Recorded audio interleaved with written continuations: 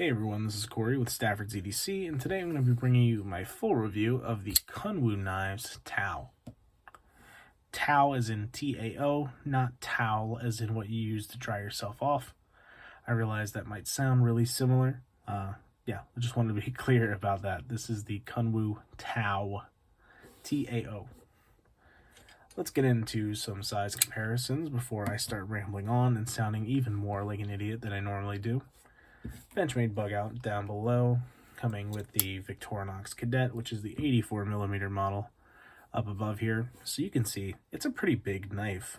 Definitely a full-size EDC with both a blade length much longer than the bug out here and a handle length significantly longer. You can see there's I say significantly, maybe a half an inch, quarter inch of extra handle space there, but certainly a bigger knife overall. How much bigger specifically do you want to know? Well, an overall length of 8.26 inches with a 3.54 inch blade length, a closed length of 4.72 inches, so I'm going to say that's your handle length there, with a blade stock thickness of 0.13 inches.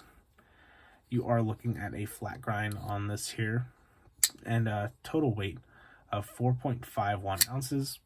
And the blade steel on this is M390.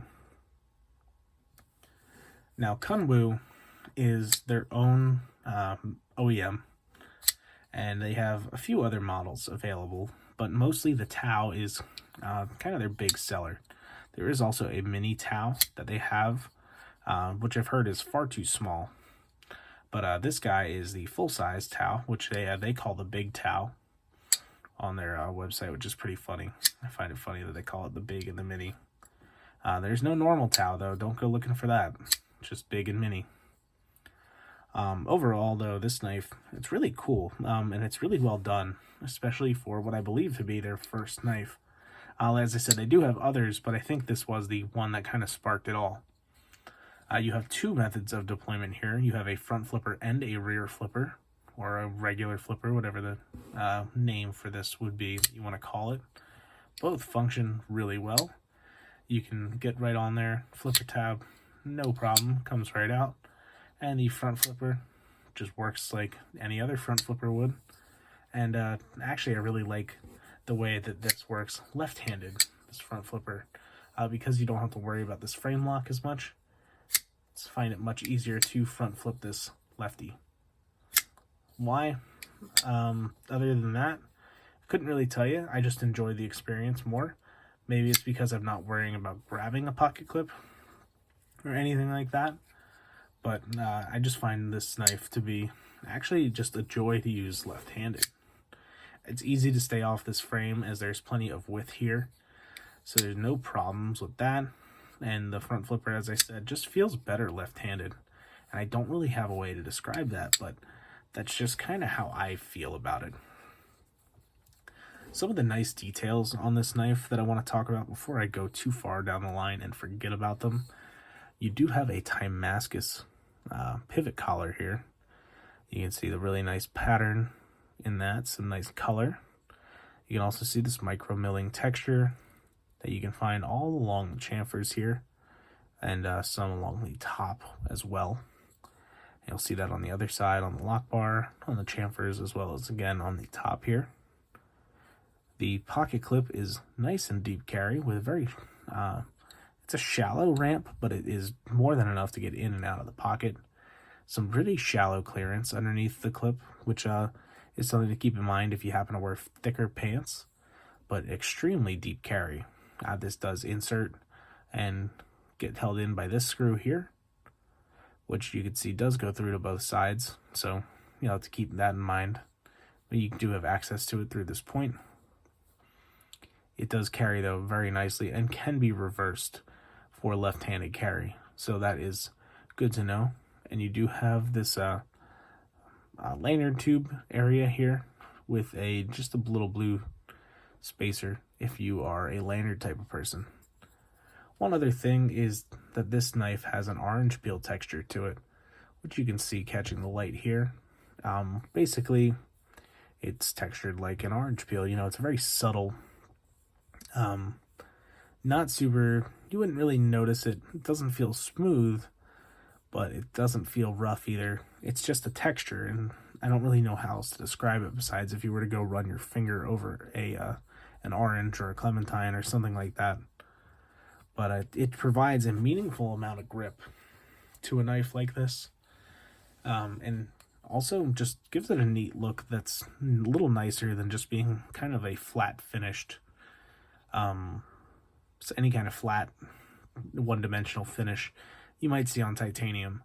I personally have preferences for things like a bead blast or a sand blast. I'm not a big bead blasted fan, but this was really nice to experience for the first time, and actually a texture and a aesthetic that I really like. So it was good to find out. Let's talk a little bit about the blade itself before we get into ergonomics and cutting. As I said, the blade stock thickness is 0.13 inches, and it is M390. It's a pretty wide blade in terms of spine to cutting edge, so this flat grind has a lot of distance to get pretty thin, and it doesn't get significantly thin by the edge, but it is certainly thinner than a lot of knives with grinds like this. It's not going to compare to things like the TRM Atom or the Neutron. It's just not as thin as that. The blade stock's not as thin, and the grind's not as thin. But even with something with thinner stock, being the bug out, and I mean, I've sharpened this bug out to a very thin 17-degree edge right at the end of that primary bevel. You know, you can feel it's thin, but right at the end of this, I mean, it feels even thinner. And it's just the nature of how tall this flat grind is. And the grind is done really well, and it does come down to a very nice edge, which makes it really nice to cut with. There's very little resistance, as there's nothing on the blade to cause any kind of friction or resistance when cutting. And despite the thickness being a little bit more than I'd like to see, I prefer 0.125 or less. This thin grind it's easy to cut through things. There's really no problems at all with that. So that is awesome and made this a lot of fun to cut with. Now, the other part of cutting, of course, is the way things feel in your hand, or the ergonomics. This handle, you can see, has some nice swoops to it, some straighter areas here with some slight curves, some slight little belly in here. And this little area down here, well, it's all done extremely well to be super comfortable, especially in a hammer grip here.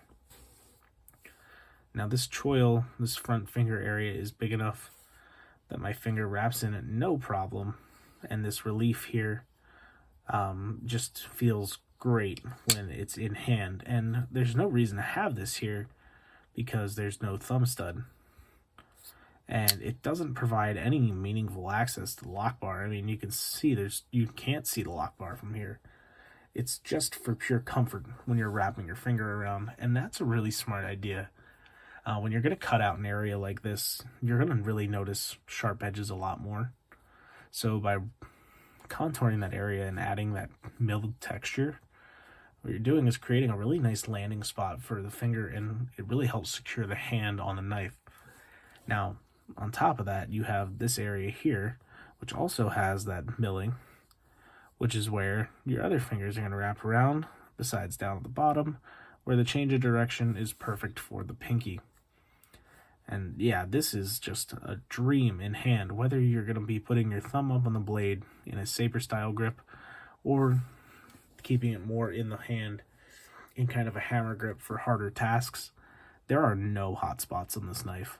This clip, it just fits really nicely into the hand and does not get me anywhere. And even then, you also have this area to choke up if you so choose to. And it's just comfy everywhere. I mean, there's no other way to describe it besides it is super comfy with very, very little to no hot spot from anything. So that is awesome. And I wear a size large glove, so keep that in mind as you see this in my hand here. My hand is not much larger than an average hand, I would say. Despite wearing a large glove, I don't think my hands are all that much bigger than the average person. Last but not least, we'll talk about the action. Now, both methods of deployment, as I said earlier, work fantastic. The regular flipper and the front flipper. The detent is solid on this. It's not going to really like shake out or anything. I mean, I'm not shaking it super hard, but a good flick of the wrist, it's not going anywhere. And the lock bar tension is nice on this. It doesn't take a whole lot of effort to get that out of the way. And when it is out of the way, the blade does glide very nicely. The detent break is nice and early on this. It's from this point here. So once you pass that, the knife shuts no problem.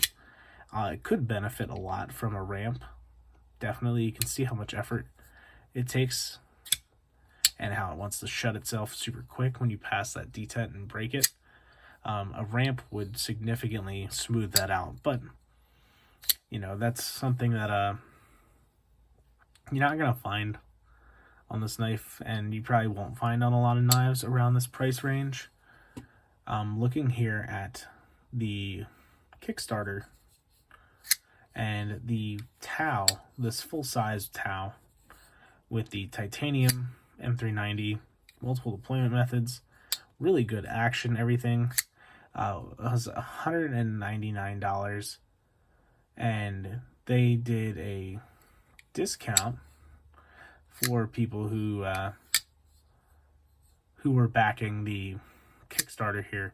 That's the only place I could find information on these knives, by the way. It says 291 left out of 300. I'm not sure what exactly I'm reading, but the retail price, it says $199 for the full size guy. So for $200, I mean, you're getting a little splash of Timascus, some really nicely textured and milled titanium, really good action, double deployment methods, M390 blade. I mean, it's just really good for the price. Now, I'm not going to buy one of these. This is another one that belongs to Michael from Sharpened Blade. But, man, this is, I can see where if you were looking for a titanium frame lock and you love front flippers and regular flippers and multiple deployment methods, wow, this is a good buy. And if you like tinier knives, the small one might be for you too, but this full-size one is so good in hand and cuts so well. There's absolutely no complaints from me.